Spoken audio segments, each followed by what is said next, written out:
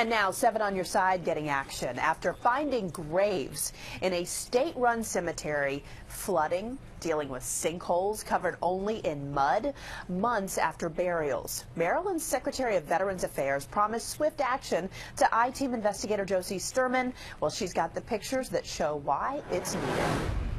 A section of sloppy, muddy graves, flooded memorial markers, and sinkholes. I was just appalled at what I saw. Wendy Miller Blank saw that at the Maryland Veterans Cemetery in Cheltenham, where her father and other service members have been laid to rest. My heart broke because these people gave their lives for us, and this is how we repay them. Paying respects to her dad, Vietnam vet William Wolfrey, requires trudging through mud. It's the only thing that covers an entire section of graves here, even though headstones show the veterans were buried at the end of the summer. The rest of the areas, they're all in green, there's grass and they look nice, trees are growing.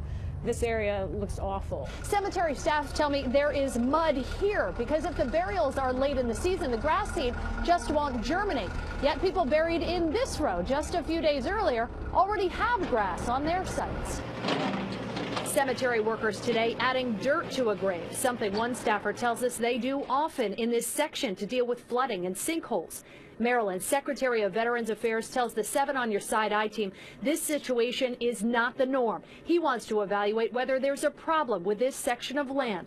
He also plans to give Wendy Miller Blank a face-to-face apology on her first trip back to Cheltenham. I wanted to give it time just to get my piece back. In Prince George's County, Josie Sturman, ABC 7 News. And one more note here, the Veterans Affairs Secretary has already set up a meeting with her, with Wendy Miller Blank, for next week, where he will take a look at the cemetery. The 7 on Your Side I-Team will be there, and we'll bring you an update. That's infuriating. It is.